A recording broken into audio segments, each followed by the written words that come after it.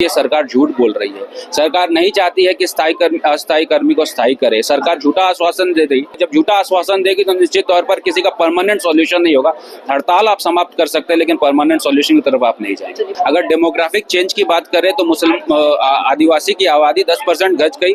सरकार को जवाब देना चाहिए। या पलायन हुआ, धर्मांतरण हो गया।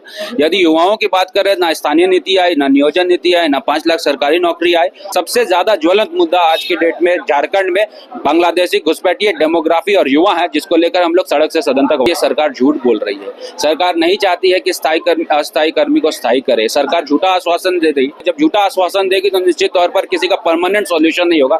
हड़ताल आप समाप्त कर सकते हैं लेकिन परमानेंट सॉल्यूशन की तरफ आप नहीं जाएंगे। नमस्कार, ST न्यूज देख रहे हैं आप और मैं हूं आपके साथ गौरी रानी। झारखंड विधानसभा का मानसून सत्र आज से शुरू हो चुका है और सदन शुरू होने से पहले विपक्ष रोजगार का मुद्दा, युवाओं के बेरोजगारी का मुद्दा या फिर संथाल परगना में बढ़ती डेमोग्राफी का मुद्दा को लेकर के हंगामा करती हुई नजर आई। हमारे साथ इस वक्त बीजेपी के विधायक अमित मंडल हैं, उनसे जानते हैं कि देखिए, ये जो मानसून सत्र है ये इस विधानसभा का आखिरी सत्र है और ऐसे में 4.5 साल में हेमंत सरकार ने क्या कामकाज किए हैं, इसका लेखा जोखा आप लोग मांग रहे हैं। साथ ही साथ कई आरोप भी आप लोग लगा रहे हैं, चाहे वो बेरोजगारी का मुद्दा हो या फिर बदलती डेमोग्राफी का मुद्दा। देखिए, ये सारे के सारे आरोप असली में है और ये सारे के सारे आरोप धरातल पे है और ये सारे के आरोप में सच्चाई है। अगर डेमोग्राफिक चेंज की बात करें तो मुस्लिम आदिवासी की आबादी 10% घट गई। सरकार को जवाब देना चाहिए। या पलायन हुआ, धर्मांतरण हो गया। यदि युवाओं की बात करें, ना स्थानीय नीति आई, ना नियोजन नीति आई, ना 5 लाख सरकारी नौकरी आए और तो और PGT का एग्जाम हो, JEE का एग्जाम हो, सब में घपले घोटाले हो गए, किसी की भी जांच नहीं हुई।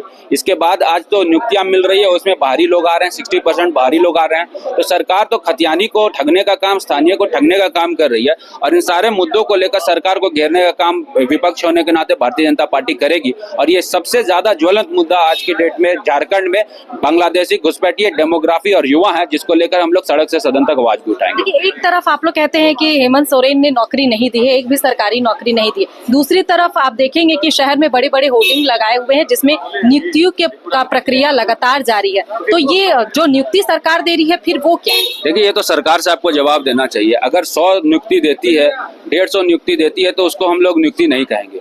हम लोगों को चाहिए 5 लाख सरकारी नौकरी, हम लोगों को चाहिए युवा बेरोजगारों को नौकरी, हम लोगों को चाहिए ऐसी नियुक्ति जो 40,000 50,000 हो। लेकिन ये सरकार मात्र 100 की, 50 की, 20 की नियुक्ति देके जो नियुक्ति पत्र बांट रही है, इससे पूरे प्रदेश का भला नहीं होने वाला है, युवाओं का भला नहीं होने वाला। हम लोग चाहते हैं कि सारे के सारे संविदा कर्मी को सरकार परमानेंट करे। युवाओं को आपने 5 लाख सरकारी नौकरी दिया, कम से कम 50% दे, नहीं दे तो गद्दी छोड़ दे, क्योंकि आज के डेट में युवा अपने आप को सबसे ठगा महसूस कर रहे हैं। चलिए, युवा की बात कर रहे हैं तो सहायक पुलिस कर्मियों की बात कर लेते हैं। सर, सहायक पुलिस कर्मी अब भी आंदोलन कर रहे हैं। हालांकि सरकार के प्रतिनिधि मंडल से बात हुई लेकिन वो लोग संतुष्ट नहीं। देखिए, वो लोग नहीं संतुष्ट हो पाएंगे, इसलिए क्योंकि ये सरकार झूठ बोल रही है। सरकार नहीं चाहती है कि अस्थायी कर्मी को स्थायी करे। सरकार झूठा आश्वासन दे रही। इससे पहले भी कई बार उन्होंने घोषणाएं की थी, कई बार वार्ता हुई थी, लेकिन कोई भी वार्ता सफल नहीं रहा। मुझे लगता है सरकार झूठा आश्वासन दे रही है। जब झूठा आश्वासन देगी तो निश्चित तौर पर किसी का परमानेंट सॉल्यूशन नहीं होगा। हड़ताल आप समाप्त कर सकते हैं लेकिन परमानेंट सॉल्यूशन की तरफ आप नहीं जाएंगे। बहुत शुक्रिया हमारे साथ जुड़ने के लिए। हमारे साथ इस वक्त बीजेपी विधायक अमित मंडल बात कर रहे थे, जिन्होंने सीधा आरोप हेमंत सरकार पर लगाया है कि हेमंत सरकार में ना ही 5 लाख नौकरी, जो वादे हेमंत सोरेन ने सरकार में आने से पहले किए, ना वो वादे को पूरा किए हैं और जिस तरीके से संथाल परगना में डेमोग्राफी बदली है उसको लेकर के सरकार गंभीर, और यही वजह है कि बीजेपी इसको लेकर के सदन में आवाज उठा रही है। फिलहाल इस खबर में इतना ही। मुझे दीजिए इजाजत। नमस्कार।